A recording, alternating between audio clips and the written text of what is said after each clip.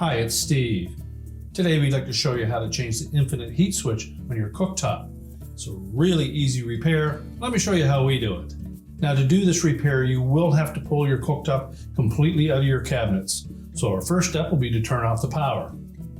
Locate the electrical panel, turn off the appropriate breaker or remove the appropriate fuses. And once you've done that, go to the junction box located beneath your cabinets and disconnect the cord or cable from that junction box so that you can lift the top out. Once you've disconnected the power, your next step will be to disconnect the mounting brackets that secure your cooktop to your countertop. Once we've done that, we'll lift it out, sit it on a suitable work surface, and we can do the repair. Now with the cooktop on a suitable work surface, we're next going to remove all of the control knobs,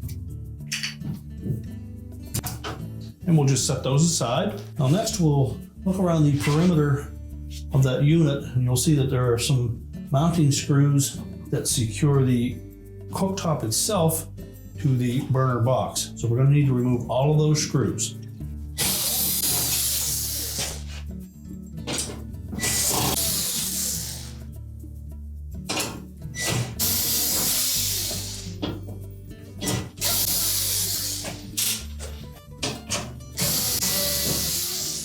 Now once we've removed all the retaining screws, we're next going to carefully lift up on that top, and then we'll set it aside. Now once we've got the glass top off of this unit, we're next going to loosen up the screws that secure this heat shield, and that wraps around the actual control box. We don't need to remove this completely, we simply need to be able to loosen it and push it back to access a screw that's hidden down in this side. So we'll begin with one screw located in the corner and another one out on the end. You can then just pivot that slightly out of the way, and that will expose one of the retaining screws for the control box that is located down in that area. So we'll remove that next. And we also have two more screws on the front and one on the side.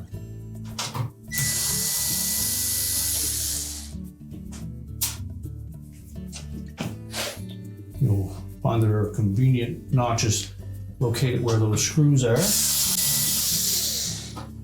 Now before we lift that control box out, we'll remove the two screws that secure the actual control to that mounting bracket.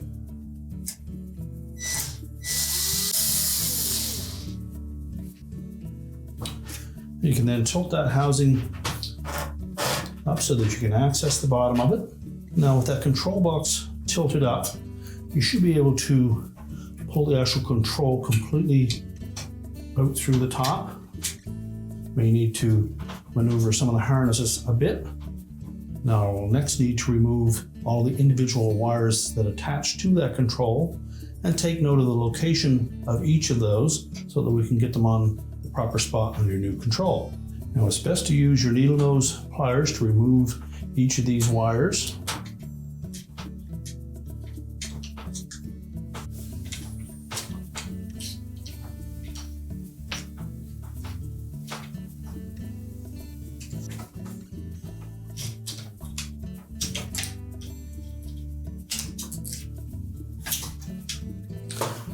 Set the old control aside. Be sure to inspect each of the terminal ends. Look for any signs of corrosion or arcing. If so, you'll need to replace those wire ends. Make sure they fit on nice and tight. If not, you'll need to crimp them with your pliers.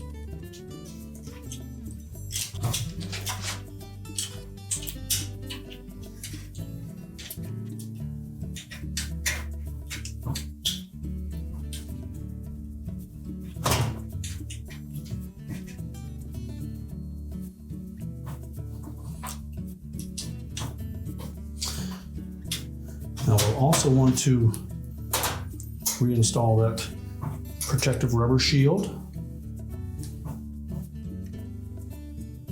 Make sure we line up the holes with the screw holes in the top of the control.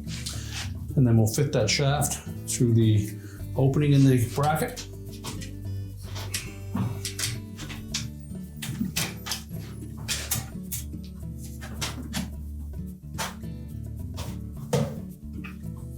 and just tilt that assembly down into place until we can attach the control with the 2 screws on the top.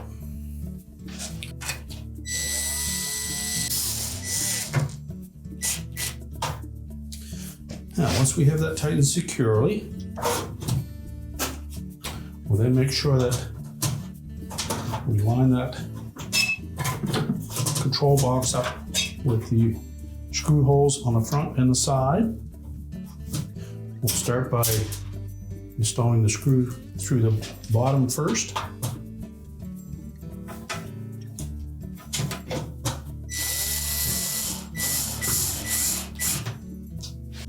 And then we'll put the ones around the perimeter.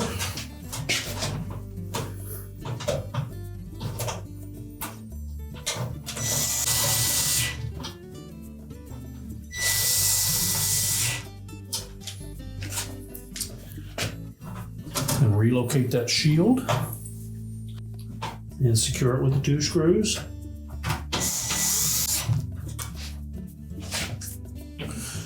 And now we're ready to put the glass top back on.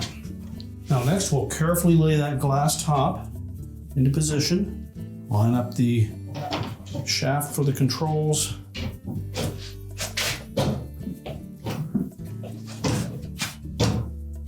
and that will ensure that it lines up all the way around.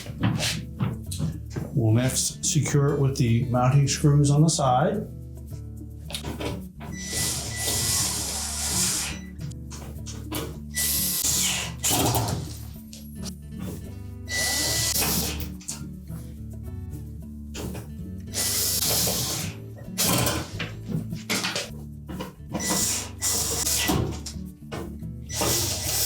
Now next, make sure that all of the grommets are pressed firmly down onto the cooktop.